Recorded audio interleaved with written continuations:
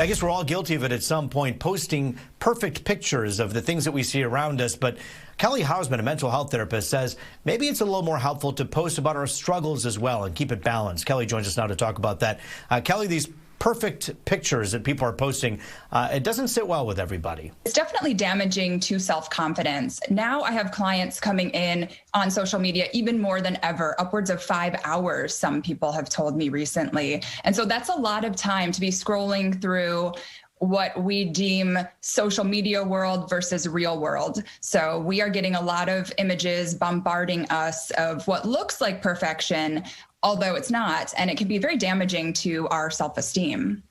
Yeah, another thing to keep in mind, a lot of people are posting these motivations, life is good and be grateful, but it doesn't always sit well with people. It rubs people the wrong way when things aren't going well in their life. So for people putting out content, I always say, keep yourself in mind, keep your audience in mind. I don't think anyone really wants to go on social media and be told what to do. We've already had a lot of that this year and it's been tough. So sometimes people use social media as an escape, and that's completely okay. But being aware of what your audience is going to see, and also I think getting back to yourself. Why am I doing this? What kind of message do I want to put out? What content do I want to create?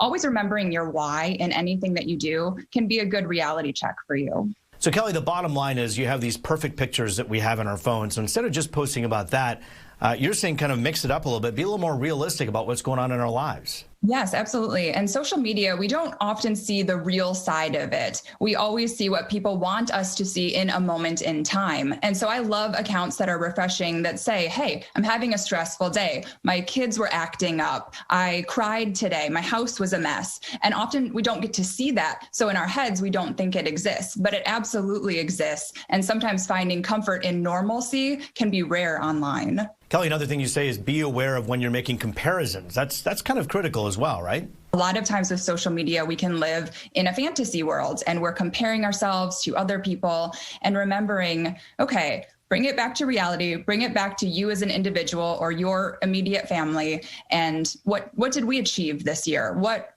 great things can we look back on? What things do we want to improve for next year? Yes, there's a lot of people putting content out there, but what's important to me as a person and my family? Kelly Houseman, a mental health therapist, we thank you for your time today. Something to keep in mind when we're posting this weekend. Appreciate you.